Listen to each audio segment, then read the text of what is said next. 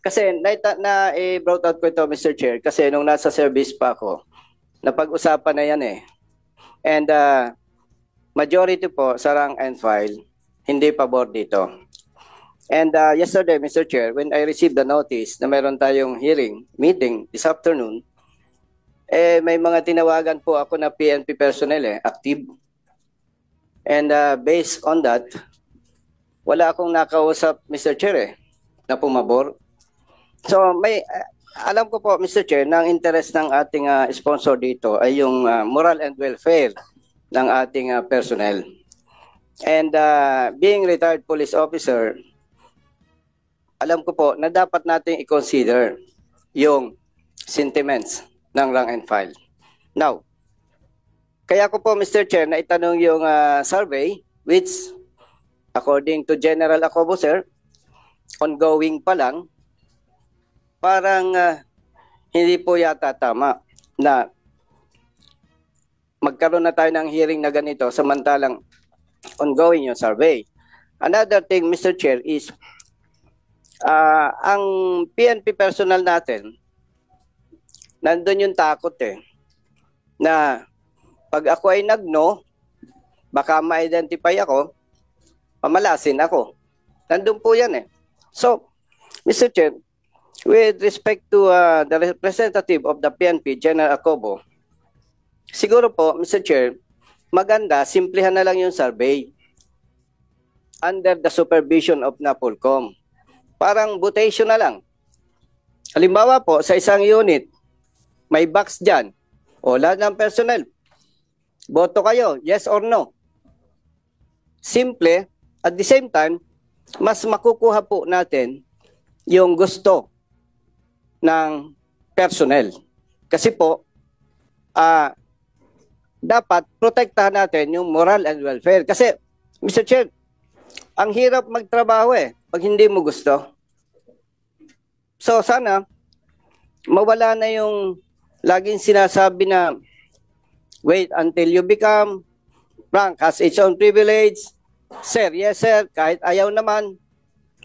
So, Mr. Chair, I move to direct the PNP to conduct survey pertaining to this bill that will reflect the real interest of PNP personnel under the supervision of NAPOLCOM, Mr. Chair. Okay, there's a motion to direct the PNP to conduct a survey under the supervision of NAPOLCOM, Mr. Chair. Okay, so you're going to shoulder the survey cost. Okay, so there's a motion to direct the PNP to conduct a survey on this issue. And any second motion? Second motion. Julie seconded. Any objection? Mr. Chairman, I'm not objecting. Yes. But I just want to find out regarding the survey that was already started. Do you PNP. have a ongoing yung survey that mentioned. had been conducted by the PNP? Meron na po ba? Ongoing. Wait, yung sagot Wait, diba? tanong lang natin. Pasagot muna natin sa PNP. Sir, can you kindly answer the query pa na? Yes, Mr. Chair. Before we proceed with the motion, so answer muna natin. Yes, Mr. Chair. We initiated the survey just immediately to get the consensus of the PNP on this matter, sir. And we're still collating the feedbacks relative to their answer. Once na ma-complete po, makikita po namin. Yeah, Mr. Chairman, the reason why I'm Yes, go asking ahead. this, para makita din natin kung talagang meron nga.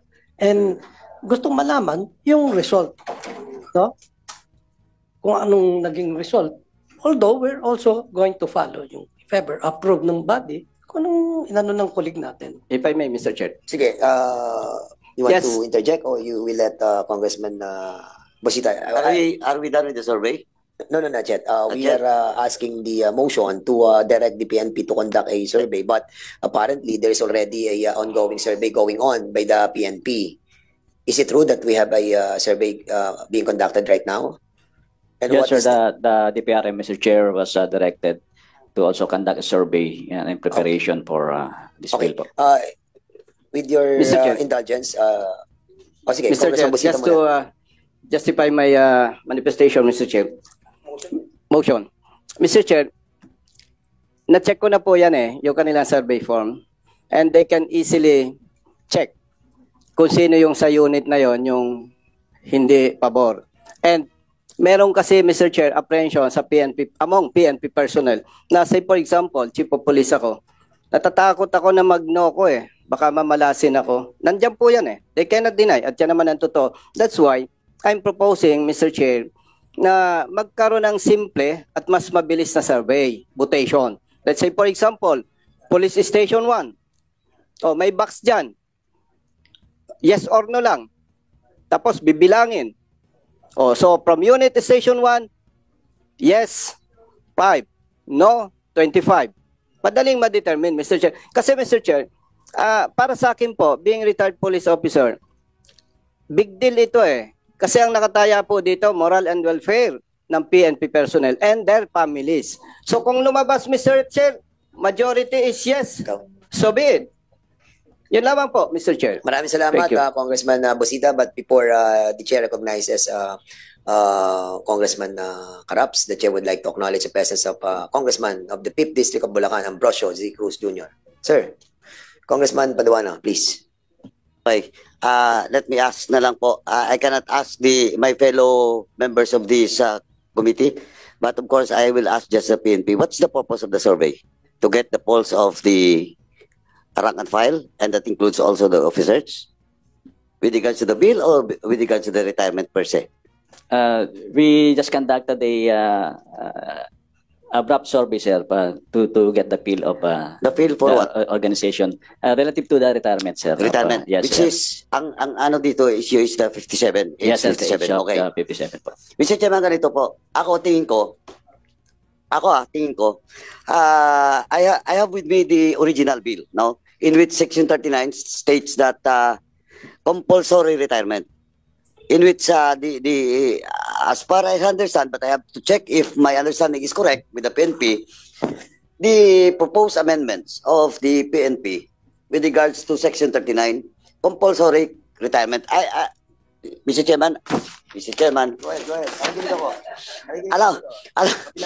Allow me to read, in toto, with regards to the provision on Section 39. Compulsory retirement. Compulsory retirement for officer and non-officer shall be upon the attainment of age previously 56, now 57, as proposed by this bill. Next sentence, provided that in case of any officer with the rank of chief superintendent, director, or deputy director general, the commission may allow his retention in the service for an unextendable period of 1 year. Okay.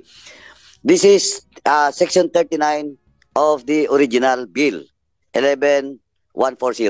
Now, amendments being introduced by the PNP and officially signed by the Police General, the Chief PNP, Marbel. And it was also stated by Police Major General Ocobo.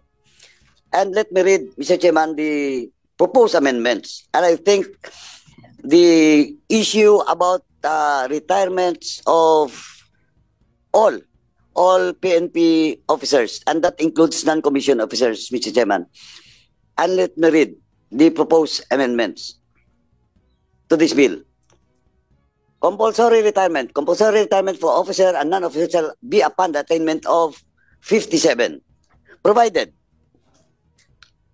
uniform personnel. We're talking here about uniform personnel as a whole. Uniform personnel who have less than 1 year in service. Ibig sabihin nun, 1 year at the age of 56. Tama? Tama, General Ocobo? Okay. This refers to itong who have less than 1 year. Ibig sabihin, at the age of 56. Okay? Upon the effectivity of this act, shall have the option to retire at the age of 56 and shall be considered compulsory retired. Okay. Now, let me ask the PNP so that the issue about survey and everything, because I think the issue,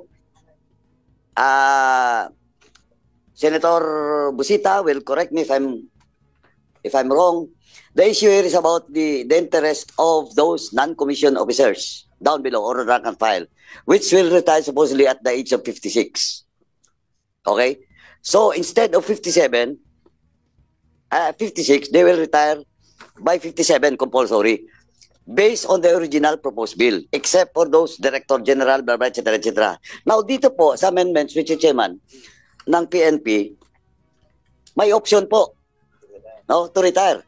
At the age of 56, non-commissioned and commissioned officers within the PNP can retire.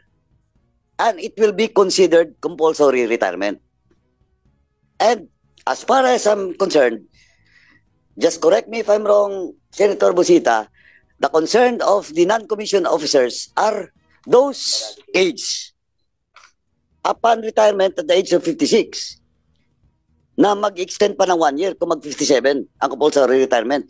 But in this proposed amendment of the Philippine National Police, as stated by Major General Ocobo, and the letter or position signed by the Chief PNP, pwede po at the age of 56 if commissioned or non-commissioned officers wants to retire,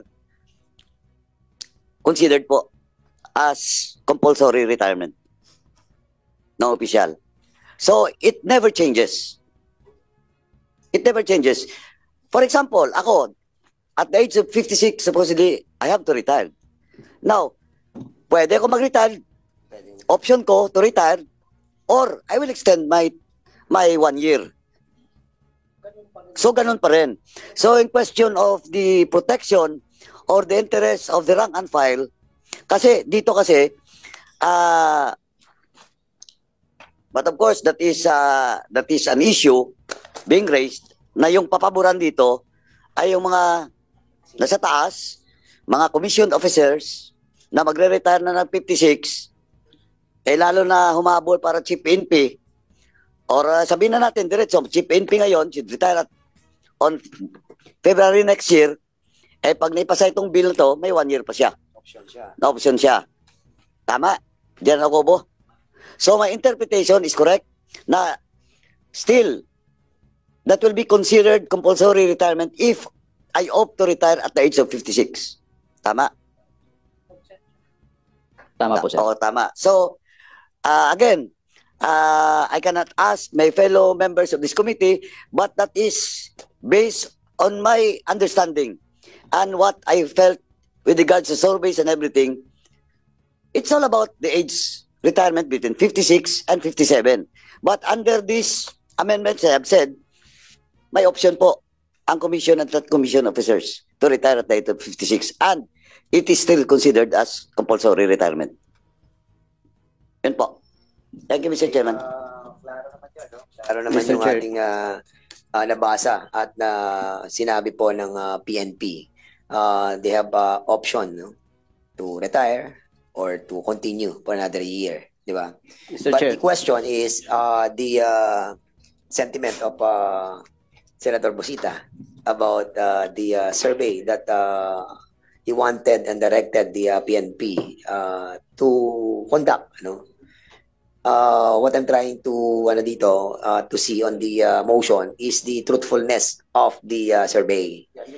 So basically, siguro, you want to pursue with your motion or Yes, Mr. Chair. sige, what's the pleasure of the gentleman from Party List One Rider? Mr. Chair, before I May pending tayong motion. yes, You Mr. have Chair. already Banggitin ko lang dito, Mr. Chair, dito sa Section 39, compulsory retirement. Compulsory retirement for officer and non-officer shall be upon the attainment of age 57, provided that uniformed personnel who have less than 1 year in service upon the effectivity of this act shall have the option to retire at the age of 56. So, ibig sabihin, Mr. Chair, ang binibigyan lang po dito ng option, itong retirable. But all the rest, pag naisabatas ito, 57 years old lahat ang retirement nila. That's why, para po makita natin yung interest ng rank and file, dapat po talagang magkaroon ng proper survey. dito sa PNP personnel. Kung lumabas po, yes, majority, so be it. So ang punto lang dito, Mr. Chair, kailangan yung pulso talaga ng personnel ang makita natin dito. And I believe the honorable sponsor, ang interest lang talaga nito is para maproteksyonan yung ating personnel. Yung moral and welfare nila. So, kung hindi natin makuha, Mr. Chair, yung talagang pulso ng personnel, conflict yan doon sa interest ng author. Hindi po tama yon. So, yun lamang po, yung nabanggit kasi dito. Okay, thank you so Mr. much. Chair. We have really to balance everything. We know that there are advantages, and disadvantages on the retirement age from 56 to 57. We know all about it. No? At alam natin that the junior officers will be really affected. No? Even without the survey, those junior officers will really react on this. But having said that, we already discussed as well the benefits of those other senior officials to be in service for another year for their capacity to lead the organization as well. But of course, hindi naman nila monopolize yung serbisyo din, di ba? So, be that as it may, no? The reason why we are here is to approve or not the bill that was filed by the speaker and all other personalities in this as a co-author. So basically, I think we have discussed this lengthily, before and today. So one way or the other, we have to approve this measure. In favor or not in favor of this House Bill 1140. But a while ago, you have a pending motion to direct them to conduct a survey, duly seconded. Hearing no objection, your motion is now approved. So, Mr. Chairman, yes. Thank you, Mr. Chair. Let me just clarify. So, magsasurvey ka pending approval of this bill? No, What will be the purpose of that survey? In the service of this bill? Kasi if we approve this today, moot an academic po yung survey na yan. Di ba? Now, Mr. Chairman, ito lang po. Again, I will just like to reiterate and I will ask the PNP, not my fellow members of this committee. Kasi po, optional retirement, you can apply for optional retirement. But in this case, ang sabi ko nga, ano ba bang interest ng mga rank and file? Of course, they have to retire. They want to retire mandatory or compulsory at the age of 56. Now, here comes in-extend natin ng 57. But, malinaw po dito, they have also an option to retire if they want at the age of 56. And that will be considered as compulsory retirement. And they can get all the benefits that they should have upon retirement at the age of 56. Wala eh. Ano pa bang issue? Now, ang sinasabi ko lang, why should we conduct a survey while approving this bill? Diba, that will be a moot and academic. And, well, in fact, sinasabi ko nga, if the interest of the members of the PNP rank and file and all other commission officers, middle level officers, and they felt that this bill will not serve for the purpose of the interest of the whole organization, they have an option to retire at 56.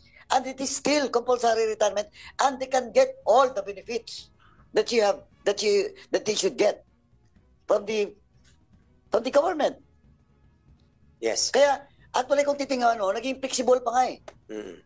Kasi kung gusto mo extend ng 1 year, pwede ka pasok. Kung gusto mo mag-retire ng 56, pasok ka pa rin. Compulsory retirement pa rin. Yeah, the same. You can still get all the benefits that you've given to all those retirees at the age of 57 or 56. Okay, well said. Kaya tingin ko, walang ano. Okay, so having heard that, Congressman No, Senator Busita, you want to reply on the query, not a query, but the position of Congressman Mr. Chair? Paduano regarding the your Pwede motion. bang malaman, Wait. Mr. Chair, kay Honorable Congressman Paduano, yung 10 dito sa bill stated, yung sinasabi po niya? Wait muna. Yeah, ito nga eh. Wait. Order muna. This is the parliamentary inquiry, parliamentary status, no? So there's a motion. We have approved the motion about the directing the PNP to conduct a survey while we are set to approve the said measure regarding the compulsory retirement. Having done that, no, so the survey that will be conducted in accordance to the manifestation of Congressman Paduano will be moot and academic, considering that we have approved on our part. But of course, the good Congressman Bosita wanted to say something. 1 minute suspension.